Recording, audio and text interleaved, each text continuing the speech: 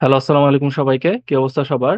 নবম দশম শ্রেণীর জীববিজ্ঞান অধ্যায় 2 এর 2 নম্বর ক্লাসে আপনাদের সবাইকে স্বাগতম। তো গত ক্লাসে আমরা কি দেখছিলাম? গত ক্লাসে হচ্ছে আমরা ঝিল্লি যুক্ত সাইটোপ্লাজমীয় যে অঙ্গাণুগুলো ছিল সেগুলো সম্পর্কে পড়াশোনা করছিলাম। আজকে হচ্ছে আমাদের পড়া শুরু হবে ঝিল্লি বিহীন যে সাইটোপ্লাজমীয় অঙ্গাণুগুলো রয়েছে সেগুলো সম্পর্কে আমরা ধারণা লাভ করব। তো ঝিল্লি বিহীন যে সাইটোপ্লাজমীয় অঙ্গাণুগুলো আছে তার মধ্যে প্রথমটা হচ্ছে গিয়ে কোষ কঙ্কাল। তাহলে কোষ কঙ্কাল কি জিনিস সেটা আমরা একটু জানার চেষ্টা করি। যে কোষঝিল্লি অতিক্রম করে কোষের ভিতরে ঢুকলে প্রথমেই কোষ কঙ্কালটা নজরে পড়বে।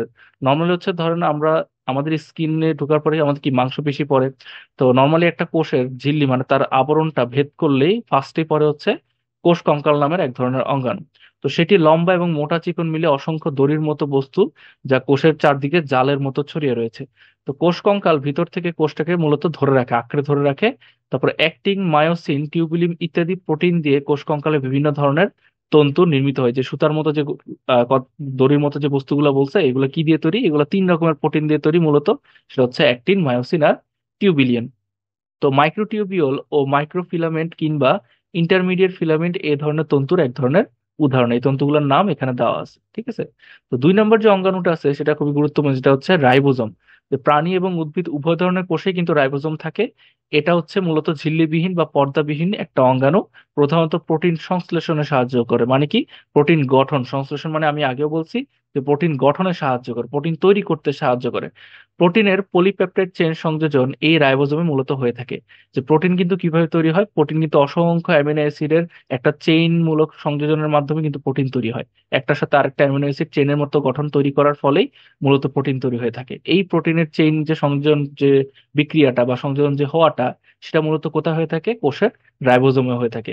তো এছাড়া রাইবোজোম এই কাজে প্রয়োজনীয় সকল উৎসেচক সরবরাহ করে থাকে। এই যে এই চেইনগুলো সংযোজন করার জন্য রাইবোজোম মূলত তাকে হেল্প করে। কি দিয়ে হেল্প করে? বিভিন্ন এনজাইম নিঃসরণ করে হেল্প করে, উৎসেচক দিয়ে তাকে হেল্প করে। তো উৎসেচক বা এনজাইমের কাজ হলো মূলত কি? প্রাণ রাসায়নিক বিক্রিয়ার গতি বাড়িয়ে দেওয়া। যে কোনো একটা বিক্রিয়ার গতিটাকে সে কি করতে পারে? বাড়িয়ে দিতে পারে, খুব তাড়াতাড়ি যাতে বিক্রিয়াটা হয়ে যায়। তো উল্লেখ্য মাইটোকন্ড্রিয়ার ম্যাট্রিক্স এবং প্লাস্টিডের স্ট্রোমাতেও কিন্তু রাইবোজোম থাকে। আমরা গত ক্লাসে পড়ছিলাম মাইটোকন্ড্রিয়ার যে ম্যাট্রিক্স ছিল সেখানেও কিন্তু রাইবোজোম থাকে। আর প্লাস্টিডের যে স্ট্রোমা নামের অংশটা আছে সেখানেও কিন্তু রাইবোজোমটা মূলত থাকে, যেগুলো ওই অঙ্গাণুসমূহের নিজস্ব ডিএনএ এর সংকেত অনুযায়ী প্রোটিন সংশ্লেষণে অংশ নেয়। ঠিক যেমন একটা ব্যাকটেরিয়া কোষের সাইটোপ্লাজমে অবস্থিত রাইবোজোম সেই কোষের জন্য প্রোটিন সংশ্লেষণ করে। মানে এক একটা কোষের জন্য এক এক রকমের রাইবোজোম এক এক কাজ করে থাকে, এক এক রকমের। মানে এক এক কাজ বলতে প্রোটিন সংশ্লেষণই করে, কিন্তু তার মতো করে মূলত প্রোটিন সংশ্লেষণটা করে। ব্যাকটেরিয়ার কোষের যেরকম ভাবে প্রোটিন সংশ্লেষণ রাইবোজোম করে, মানুষের অবশ্যই হবে না, তাই না? এরকম এক এক প্রাণীর জন্য এক এক ভাবে সে প্রোটিন সংশ্লেষণ করে। তো জৈব অভিব্যক্তির ধারায় অন্য কোষের অংশ হয়ে ওঠার আগেই এই দুইটা অঙ্গাণু যে একসময় স্বাধীনভাবে বসবাস করত তার সপক্ষে এটিও একটি তার প্রমাণ যে এটা হচ্ছে মূলত আলাদাভাবে একসময় ছিল, কিন্তু পরবর্তীকালে দেখা যায় এই অঙ্গাণু দুটো মূলত এই প্রাণী কোষ এবং উদ্ভিদ কোষে স্থান পাইছে। আচ্ছা, পরবর্তী যে অঙ্গাণুটা আছে সেটার নাম হচ্ছে কি আমাদের সেন্ট্রোসোম। তো এটা মূলত প্রাণী কোষের একটা বৈশিষ্ট্য, এটা কিন্তু উদ্ভিদ কোষে পাওয়া যায় না। প্রথমত প্রাণী কোষে এদের পাওয়া যায়, নিম্ন শ্রেণীর উদ্ভিদ কোষে কদাচিৎ, কদাচিৎ মানে কি মাঝে মাঝে এদের দেখা যায়। প্রাণী কোষের নিউক্লিয়াসের কাছে দুইটা ফাঁপা নলাকার এবং দণ্ডাকার অঙ্গাণু দেখা যায়, তাদেরকে বলা হয় সেন্ট্রিওল। এই যে দেখেন, গোলাকার একটা অঙ্গাণু দেখা যেটা হচ্ছে সেন্ট্রিওল। আর সেন্ট্রিওলের চারপাশে অবস্থিত গাঢ় তরলটা যেটা আছে, এই যে আশপাশে যে তরলটা আছে এটাকে বলা হয় সেন্ট্রোস্ফিয়ার। এবং সেন্ট্রোস্ফিয়ার সহ সেন্ট্রিওলকে, এই দুটাকে একসাথে বলা হচ্ছে সেন্ট্রোজোম। তো সেন্ট্রোজোমে থাকা সেন্ট্রিওল কোষ বিভাজনের সময় অ্যাস্টার রে তৈরি করে। আমরা কিন্তু অধ্যায় 3-এ দেখছিলাম প্রাণী কোষে যে আমাদের যে মাইটোসিস কোষ বিভাজন হয়েছিল সেখানে কিন্তু বলা ছিল যে অ্যাস্টার রে তৈরি হয়। তো মূলত এখান থেকে কিন্তু এই অ্যাস্টার রশ্মিগুলো তৈরি হয়। এছাড়া স্পিনোল যন্ত্র সৃষ্টিতেও সেন্ট্রোজোমের কি আছে? অবদান রয়েছে। স্পিনোল যন্ত্র কি? আপনারা যারা ক্লাস মানে অধ্যায় 3-এর ক্লাসগুলো দেখেন না সেগুলো কিন্তু দেখে নিতে পারেন। সেখানে স্পিনোল যন্ত্র নিয়ে বলা ছিল মাইটোসিস কোষ বিভাজনে। তো বিভিন্ন ধরনের ফ্লাজেলা সৃষ্টিতেও কিন্তু এরা মূলত অংশগ্রহণ করে থাকে। তো এরপরে সবচেয়ে গুরুত্বপূর্ণ যে অঙ্গাণুটা আমাদের আছে সেটা হচ্ছে নিউক্লিয়াস। এটা কিন্তু খুবই কোষের গুরুত্বপূর্ণ একটা অঙ্গাণু। যে জীবকোষের প্রোটোপ্লাজমের নির্দিষ্ট পর্দা ঘেরা ক্রোমোজোম বহনকারী সুস্পষ্ট যে বস্তুটা দেখা দেয় সেটাই হচ্ছে মূলত কি? নিউক্লিয়াস। এখানে কিন্তু নিউক্লিয়াসের সংজ্ঞা দেওয়া আছে, যেটা একটা পর্দা আছে। এই পর্দা ঘিরে মূলত ক্রোমোজোমটা এটার ভিতরে থাকে, যেটা হচ্ছে কি আমাদের বংশগতির যে বৈশিষ্ট্যটা সেটা মূলত এই নিউক্লিয়াসের ভিতরে থাকে। তো নিউক্লিয়াসের আকৃতি কেমন? গোলাকার হইতে পারে, ডিমের ডিমের মতো হইতে পারে, অথবা নলাকারও হতে পারে। সিটকোষ এবং লোহিত রক্তকণিকায় নিউক্লিয়াস মূলত থাকে না। এই দুটা জায়গায় মূলত কি থাকে না? নিউক্লিয়াস থাকে না। নিউক্লিয়াসে বংশগতি বৈশিষ্ট্য নিহিত থাকে। এটি কোষের সংগঠিত বিপাকীয় কার্যাবলী সহ সব ধরনের ক্রিয়া বিক্রিয়া মূলত নিয়ন্ত্রণ করে থাকে। সুগঠিত নিউক্লিয়াসের নিচের অংশগুলো মূলত দেখা যায়, যে দেখেন এই পুরাটা দেখতে একটা নিউক্লিয়াসের চিত্র, এবং তার ভিতরে যে গোলাকার জিনিস দেখা যায় সেটাকে বলা হয় নিউক্লিওলাস। আর হচ্ছে এই ভিতরে যে ফাঁকা অংশ আছে এটা হচ্ছে নিউক্লিওপ্লাজম। আর সুতার মতো যে জিনিসগুলো দেখতেছেন নিউক্লিয়ার রেটিকুলাম। আর প্রত্যেকটার মাঝে যে ফাঁকা দেখতেছেন, এই যে মাঝখানে ফাঁকা, এগুলোকে বলা হয় রন্ধ্র, নিউক্লিয়ার রন্ধ্র। আর বাইরের যে আবরণটা সেটাকে বলা হয় নিউক্লিয়ার মেমব্রেন। তো প্রত্যেকটা বিষয় নিয়ে আমরা ওই যে প্রত্যেকটা এদের ভিতরে মানে নিউক্লিয়াসের ভিতরে যে কয়েকটা অংশ আছে এগুলো নিয়ে আবার প্রত্যেকটা আলোচনা করা আছে, যেমন নিউক্লিয়ার ঝিল্লি যেটা হচ্ছে আবরণ।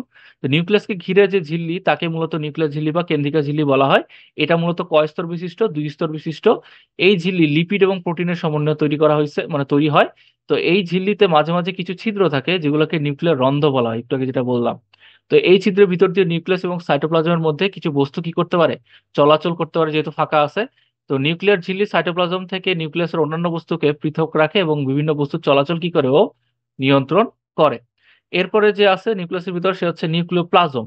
তো নিউক্লিয়ার ঝিল্লির ভিতরে জেলির মতো বস্তু বা রস থাকে, এই যে ভিতরে ফাঁকা যে রস, সুতো মুতো বাদ দিয়ে ভাত মানে ভিতরে যে ফাঁকা জায়গাটা থাকে জেলির মতো, সেটাকে বলতেছে মূলত নিউক্লিওপ্লাজম। একে কেন্দ্রিকা রস বা নিউক্লিও প্লাজম বলা হয়। নিউক্লিওপ্লাজম মূলত কি থাকে? নিউক্লিক অ্যাসিড থাকে, প্রোটিন থাকে, উৎসেচক থাকে এবং কতিপয় কি থাকে? খনিজ লবণ থাকে।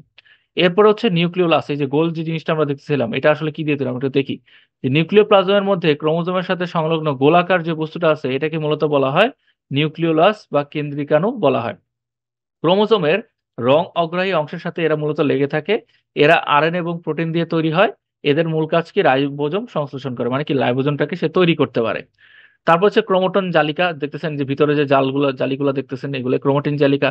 যে বিভাজন চলছে না এমন কোষের নিউক্লিয়াসের মতো সুতার মতো জিনিস জট পাকিয়ে থাকতে দেখা যায়, এগুলোকে মূলত বলা হয় ক্রোমাটিন।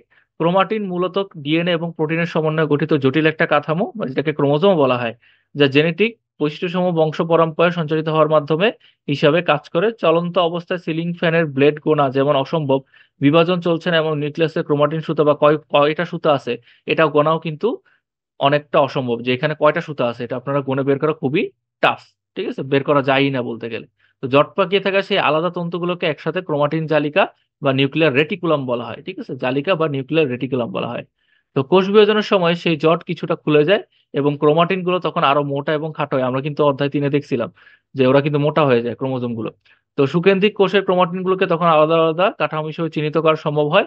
কোষ বিভাজনের সময় মোটা ও খাটো হয়ে আলাদা হয়ে পড়া ক্রোমাটিন গুলোর আরেকটা নাম আছে, এটাকে বলা হয় ক্রোমোজোম। যখন মোটা হয়ে যায় তখন সেটা হয়ে যায় কি?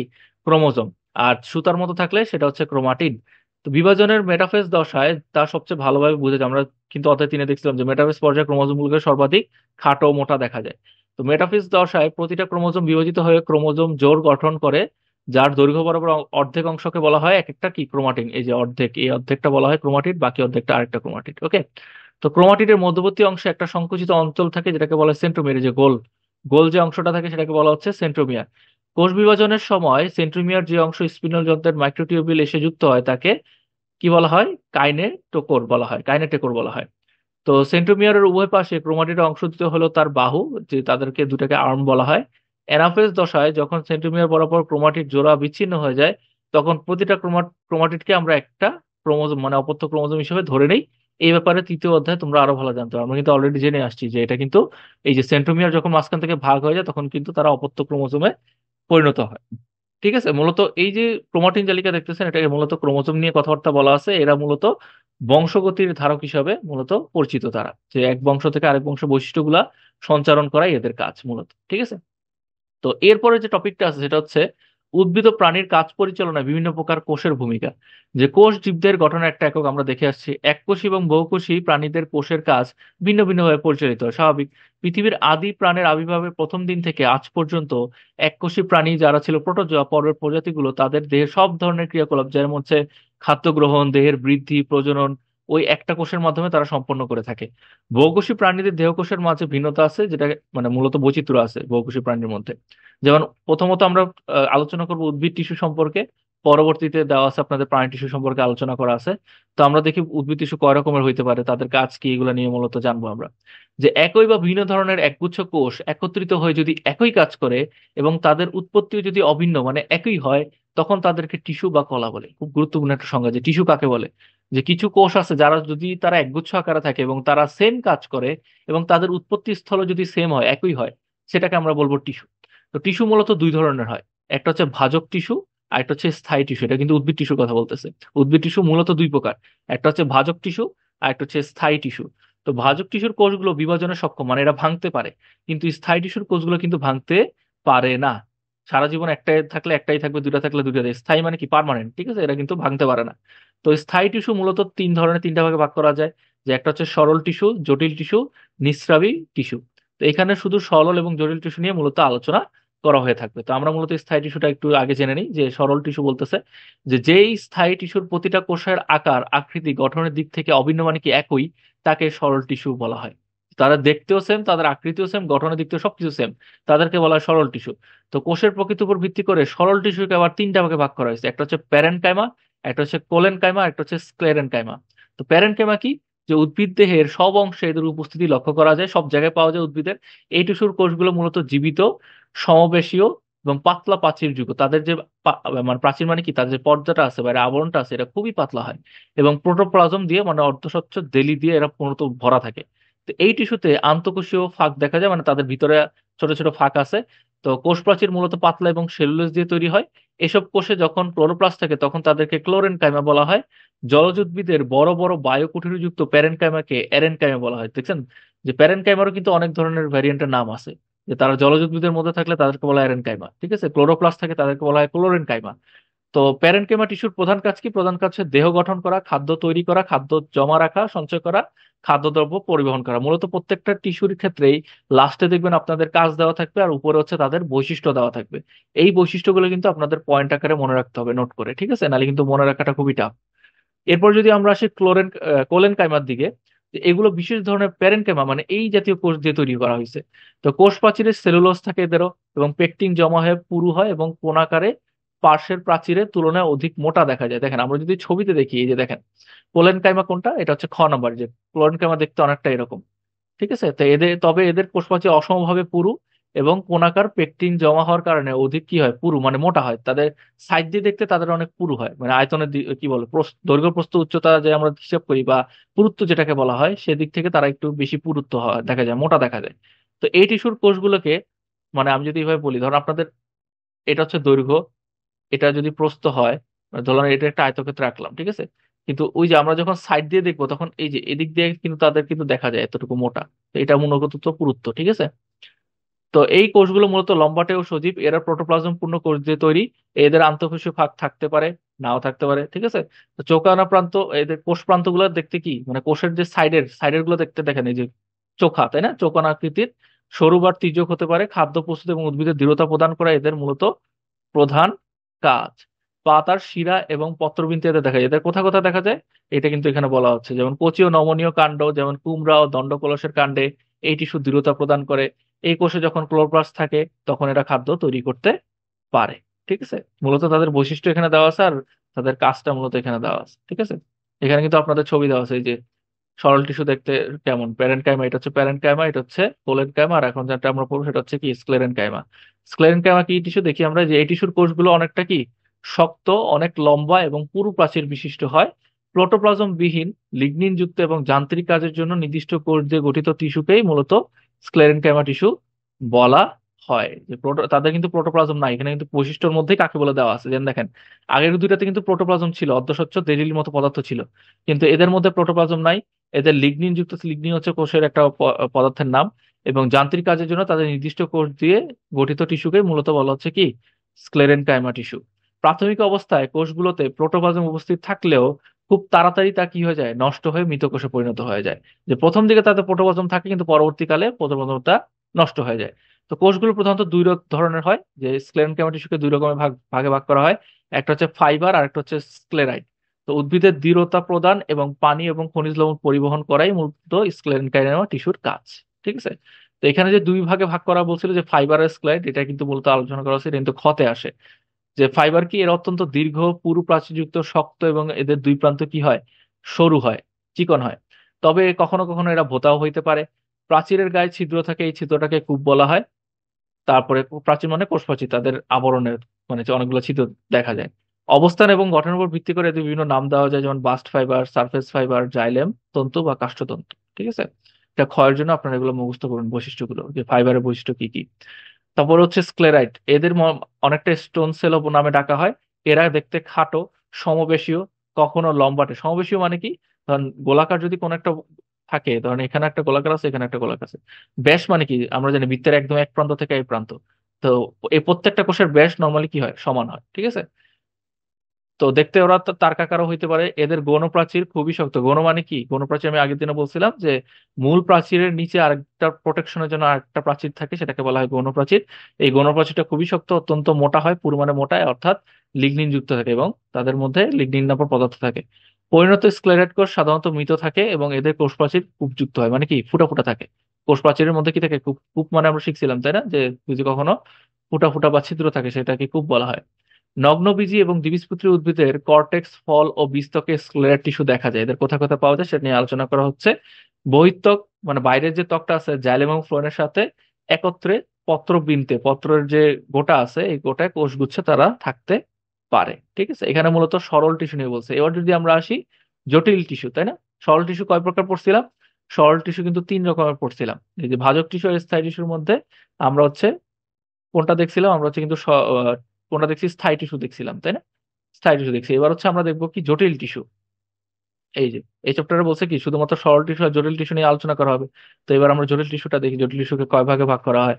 জটিল টিস্যুকে বিভিন্ন ধরনের কোষের সমন্বয়ে যে স্থায়ী টিস্যু তৈরি হয় তাকে মূলত জটিল টিস্যু বলা হয়। এরাও কিন্তু স্থায়ী টিস্যুর মধ্যে পড়ে। তো এরা উদ্ভিদের পরিবহনের কাজ করে, তাই এদের পরিবহন টিস্যু বলা হয়, যে কোনো কিছু নিয়ে যাওয়ার ডেলিভারির কাজ করে এরা।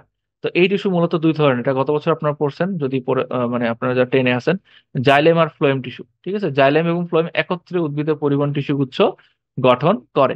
তো জাইলেম মূলত দুই ধরনের হয়, একটা হচ্ছে প্রাথমিক জাইলেম আর একটা হচ্ছে গৌণ জাইলেম। তো প্রোকেম্বিয়ান থেকে সৃষ্ট জাইলেমকে প্রাথমিক জাইলেম বলা হয়। প্রোকেম্বিয়ান হচ্ছে কোষের একটা জায়গা, সেখান থেকে সৃষ্ট জাইলেমকে বলা হচ্ছে মূলত কি, মানে জাইলেমকে প্রাথমিক জাইলেম বলা হয়। প্রাথমিক বৃদ্ধি শেষে যেসব ক্ষেত্রে গৌণ বৃদ্ধি ঘটে সেখানে গৌণ জাইলেম সৃষ্টি হয়। প্রাথমিক জাইলেম মূলত আবার দুই ভাগে ভাগ করা হয় প্রাথমিক জাইলেমকে। তো প্রাথমিক অবস্থায় একে প্রোটোজাইলেম বলা হয়, পরিণত অবস্থায় এটাকে বলা হয় মেটাজাইলেম। তো মেটাজাইলেমের অভ্যন্তরীণ ফাঁকা গহ্বরটা অনেক বড় থাকে, ভিতরে যে ফাঁকা থাকে এই যে প্রোটোজাইলেম মেটাজাইলেম কিন্তু এই যে দেখেন অনেক বড় থাকে। ঠিক আছে, তো জাইলেম কয়েক ধরনের কোষ থাকে, যেমন tracheid, vessel, xylem parenchyma, xylem fibre. এগুলা প্রত্যেকটা কিন্তু জাইলেমের কয়েকটা কোষ। তো ট্রাকিড কি জিনিস? ট্রাকিড হচ্ছে দেখতে অনেকটা কোষটা লম্বা, এই যে পাশে দেওয়া আছে দেখেন, এটা হচ্ছে ট্রাকিড। তো এর প্রান্তদ্বয় মানে দুই প্রান্ত অনেকটা সরু চিকন হয় এবং সুচালো। এই যে দেখেন দুই প্রান্ত কিন্তু সুচালো, এই যে দুই প্রান্ত মানে এই যে উপর আর নিচে। তো প্রাচীরের লিগনিন জমা হয়, তাদের প্রাচীর যে প্রাচীর আছে সেখানে লিগনিন নামক বস্তু জমা হয়, পুরু হয়, মোটা হয়ে যায় এবং অভ্যন্তরীণ গহ্বর বন্ধ হয়ে যায়। ফলে পানি চলাচল পাশাপাশি জোড়াকূপের মাধ্যমে হয়ে থাকে। প্রাচীরের পুরুত্ব কয়েক ধরনের হয়, যেমন বয়লাকার, সর্পিলাকার, সোপানাকার, জালিকাকার, কুপান্বিত এরকম হতে পারে। ফার্নবর্গ নগ্নবীজী ও আবৃতবীজী উদ্ভিদের প্রাথমিক ও গৌণ জাইলেম কলায় ট্রাকিট মূলত দেখতে পাওয়া যায়। কোথায় কোথায় দেখতে পাওয়া যায় এখানে বলা আছে। কোষরসের পরিবহন ও অঙ্গকে দৃঢ়তা প্রদান করাই মূলত এদের প্রধান কাজ। তবে কখনো কখনো খাদ্য সঞ্চয়ের কাজও কিন্তু এরা করতে পারে। এরপর সেকেন্ড হচ্ছে দেখতে, দেখেন ভেসেলটা দেখতে কেমন, দেখেন এরকম। যে ভেসেলের কোষগুলো খাটো চোঙের মতো। কোষগুলো একটার মাথায় আরেকটা সজ্জিত হয়, একটার উপর একটা বসে যায় এবং প্রান্তীয় প্রাচীরটা গলে গিয়ে একটা দীর্ঘ নলের মতো অঙ্গ সৃষ্টি করে। দেখেন গলে গিয়ে যে একটু গলে গেছে, কিন্তু এখানে দুই পাশে কি নলের মতো অঙ্গ সৃষ্টি করছে। এর ফলে কোষরসের উপরে ওঠার জন্য একটা সরু পথ সৃষ্টি হয়ে যায়। প্রাথমিক অবস্থায় এই কোষগুলো প্রোটোপ্লাজম পূর্ণ থাকলেও পরিণত বয়সে এরা কি হয়ে যায়, প্রোটোপ্লাজমটা মৃত হয়ে যায়, প্রোটোপ্লাজম বিহীন হয়ে যায়। ভেসেলের প্রাচীর ট্রাকিটের মতো বিভিন্ন রূপে পুরু হয়, যেমন সোপানাকার হইতে পারে, সর্পিলাকার, সর্পিলাকার মানে সাপের মতো হইতে পারে, বয়লাকার মানে অনেকটা কি সিলিন্ডারের মতো কুপান্বিত এরকম আকৃতির হইতে পারে। ভেসেল সাধারণত কয়েক সেন্টিমিটার লম্বা হয়ে থাকে, তবে বৃক্ষ বা আরোহী উদ্ভিদে আরো অনেক লম্বা পর্যন্ত হতে পারে। তো এদের প্রধান গুপ্তবীজী উদ্ভিদের সব অঙ্গে দেখা যায়। নগ্নবীজী উদ্ভিদের মধ্যে উন্নত উদ্ভিদ যেমন নিটামে প্রাথমিক পর্যায়ে ভেসেল দেখতে পাওয়া যায়। পানি এবং খনিজ লবণ পরিবহন এবং অঙ্গকে দৃঢ়তা প্রদান করা এদের প্রধান কাজ। অনেকটা কিন্তু দেখেন প্রত্যেকটার কাজই কিন্তু খুব কাছাকাছি। দেখেন দৃঢ়তা প্রদান করা, কোনো কিছু পরিবহন করা, সবগুলোর কাজই প্রায় কাছাকাছি।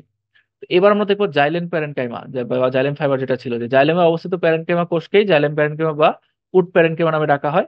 এদের প্রাচীর অনেকটা পুরু বা পাতলা পাতলা হতে পারে, পাতলা হইতে পারে, মোটা হইতে পারে। প্রাইমারি জাইলেমে অবস্থিত প্যারেনকাইমার কোষ পাতলা প্রাচীরযুক্ত, তাদের যে প্রাচীরটা থাকে সেটা খুবই পাতলা হয়। তবে গৌণ জাইলেমে এরা পুরু প্রাচীরযুক্ত, তাদের যে আরেকটা প্রাচীর থাকে জাইলেমের ভিতরে সেটা অনেকটা মোটা হয়, বাইরেরটা পাতলা ভিতরটা মোটা। খাদ্য সঞ্চয় এবং পানি পরিবহন করা এদের প্রধান কাজ। দেখছেন একই টাইপের কাজ। আর লাস্ট অফ অল যেটা ছিল সেটা হচ্ছে জাইলেমের মধ্যে, সেটা হচ্ছে কি জাইলেম ফাইবার। যে জাইলেমে অবস্থিত স্ক্লেরেনকেমা কোষই হচ্ছে কি জাইলেম ফাইবার। এদেরকে উড ফাইবার নামেও ডাকা হয়। এই কোষগুলো অনেকটা লম্বা, এদের দুই প্রান্ত কি থাকে, সরু থাকে, চিকন থাকে। পরিণত কোষে প্রোটোপ্লাজম থাকে না বলে এরা অনেকটা মৃত। উদ্ভিদে এরা যান্ত্রিক শক্তি যোগায়। দ্বিবীজপত্রী উদ্ভিদের সব জাইলেমে এদেরকে মূলত পাওয়া যায়। ঠিক আছে, তো পানি এবং খনিজ লবণ পরিবহন, খাদ্য সঞ্চয়, উদ্ভিদকে যান্ত্রিক শক্তি এবং দৃঢ়তা প্রদান করা মূলত জাইলেম টিস্যুর প্রধান কাজ। উপরে বৈশিষ্ট্য দেওয়া আছে, নিচে কাজ দেওয়া আছে, সবগুলোর কিন্তু সেম। ঠিক আছে, তো জাইলেম টিস্যু তো গেলে এবার হচ্ছে আমাদের দেখতে হবে যে ফ্লোয়েম টিস্যু, আরেক ধরনের টিস্যু যেটা পরিবহনের কাজ করে।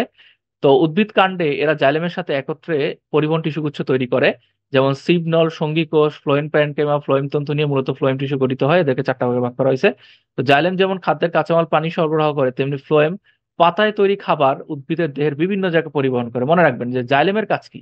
জাইলেম হচ্ছে শিকড় থেকে উদ্ভিদ যে বিভিন্ন খনিজ লবণ পানি শুষে নেয়, এগুলো মূলত পাতায় নিয়ে যায় কে, জাইলেম নিয়ে যায়। কিন্তু পাতায় যে কি হয়, আমাদের গাছের রান্না বান্না হয় তাই না, গাছে যে খাবারটা তৈরি হয় এই খাবারটা আবার গাছের পাতা থেকে মূল, কাণ্ড, পাতা যা আছে সব জায়গায় ছড়া দেওয়ার কাজ করে কে, ফ্লোয়েম করে। ঠিক আছে, এই দুটো জিনিস আপনারা গোলাবেন না। তো এখানে কিন্তু এই যে ফ্লোয়েম দেখতে কেমন দেওয়া আছে আপনারা দেখে নেবেন। যে আমরা জানি ফ্লোয়েমকে যে প্রথমত সিগনল, সঙ্গী কোষ এগুলোতে ভাগ করা হয়েছে। তো আমরা প্রথমটা দেখি সিপ কোষ কি বলা হয়েছে। যে এগুলো বিশেষ ধরনের কোষ, দীর্ঘ দেখতে মানে লম্বা হয়, পাতলা প্রাচীরযুক্ত এবং জীবিত। এই কোষগুলো লম্বালম্বি একটার উপর একটা সজ্জিত হয়ে সিগনল একটা নলের মতো গঠন তৈরি করে, একটার উপর একটা বসে, এই যে দেখেন নলের মতো। ঠিক আছে, তো এই কোষগুলো চালনির মতো ছিদ্রযুক্ত সিপ্লেট দিয়ে পরস্পর থেকে আলাদা হয়ে থাকে। এই যে দেখেন ভিতরে কিন্তু কোটা কোটা কি থাকে, গোল গোল কিন্তু সিগন্যাল সজ্জিত ছিদ্রযুক্ত সিপ প্লেট থাকে। ছিদ্রযুক্ত কি থাকে, সিপ প্লেট থাকে। তো পরস্পর থেকে আলাদা থাকে।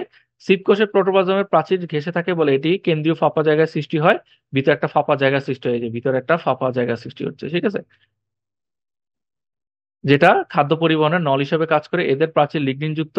পরিণত শিবকোষে কোনো নিউক্লিয়াস থাকে না। যারা অ্যাডাল্ট অবস্থায় যখন শিবকোষ যায় তখন কিন্তু তাতে কোনো নিউক্লিয়াস পাওয়া যায় না।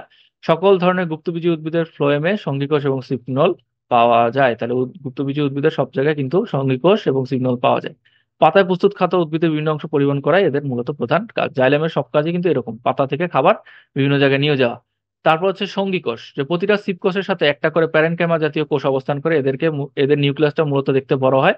ধারণা করা হয় এই নিউক্লিয়াসে সিপ কোষের কার্যাবলী কিছু পরিমাণ হলেও তারা নিয়ন্ত্রণ করতে পারে। এই কোষ প্রোটোপ্লাজম দিয়ে পূর্ণ থাকে এবং পাতলা প্রাচীরযুক্ত থাকে। ফার্ন এবং ব্যক্তিবিশেষ উদ্ভিদে এদের উপস্থিতি নাই, মানে পাওয়া যায় না সঙ্গী কোষ। তারপর ফ্লোয়েম প্যারেনকাইমা, যে ফ্লোয়েমে উপস্থিত প্যারেনকাইমা কোষগুলো মূলত ফ্লোয়েম প্যারেনকাইমা। এদের কোষ সাধারণত প্যারেনকাইমার মতো পাতলা কোষ প্রাচীর যুক্ত হয়, প্রোটোপ্লাজম যুক্ত থাকে, একই জিনিস। এরা খাদ্য সঞ্চয় করে, খাদ্য পরিবহনে সহায়তা করে। ফার্ম জাতীয় উদ্ভিদ, তারপর নগ্নবীজী উদ্ভিদ এবং দ্বিবীজপত্রী উদ্ভিদের ফ্লোয়েম টিস্যুতে মূলত ফ্লোয়েম প্যারেনকাইমা পাওয়া যায়। একবীজপত্রী উদ্ভিদে ফ্লোয়েম প্যারেনকাইমা থাকে না। লাস্ট অফ অল যেটা আছে সেটা হচ্ছে কি উদ্ভিদ টিস্যুর, সেটা হচ্ছে ফ্লোয়েম ফাইবার বা তন্তু। যে স্ক্লেরেনকাইমা কোষ সমন্বয়ে ফ্লোয়েম ফাইবার তৈরি হয়। এগুলো এককোষী দীর্ঘ, অনেকটা লম্বা কোষ, যাতে প্রান্ত দেশে মানে দুই সাইডে একদম শেষের দিকে পরস্পরের সাথে এরা যুক্ত থাকে। এদের বাস্ট ফাইবার নামেও ডাকা হয়। পাটের আঁশ এক ধরনের বাস্ট ফাইবার। তারপরে ফ্লোয়েম টিস্যুর মাধ্যমে পাতায় উৎপাদিত শর্করা এবং মূলের সঞ্চিত খাদ্য একই সাথে উপরে নিচে পরিবাহিত হয়। ঠিক আছে, এখানে মূলত দেখতে এই যে কূপ থাকে, তাদের প্রাচীরে অনেকগুলো ছোট ছোট ছিদ্র দেখতে পাওয়া যায়, যেটাকে কূপ বলতেছে।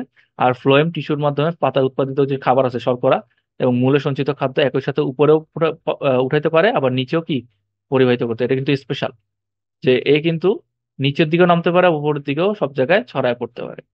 তো আজকে হচ্ছে আমরা শুধুমাত্র উদ্ভিদ টিস্যু পর্যন্তই পড়বো। আজকে ক্লাস এতটুকু পর্যন্ত। আপনারা হচ্ছে এই যে এতক্ষণ পর্যন্ত যে টিস্যু গুলো পড়লাম, এগুলো কিন্তু সবই কাইন্ড অফ একই। যে প্রথম দিকে তাদের বৈশিষ্ট্য দেওয়া থাকে, লাস্ট হচ্ছে তাদের কাজ দেওয়া থাকবে। আপনারা বৈশিষ্ট্যগুলো খুব ভালো মতো মুখস্থ করবেন।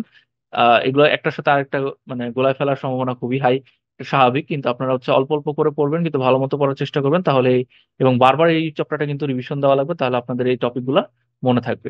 তো আজকের কাছে যদি কোনো সমস্যা থেকে থাকে আপনারা হচ্ছে আমাকে কমেন্ট বক্সে কমেন্ট করতে পারেন, অথবা হোয়াটসঅ্যাপে কিন্তু দুটো গ্রুপ খুলে দেওয়া আছে 9 এবং 10-এর জন্য, সেখানে জয়েন হয়েও কিন্তু আমাকে ডিরেক্ট কোশ্চেন আস্ক করতে পারেন। আর ভিডিওটা যদি ভালো লেগে থাকে সবাই আপনারা লাইক করতে পারেন, বন্ধুদের মাঝে ভিডিওটা শেয়ার করতে পারেন।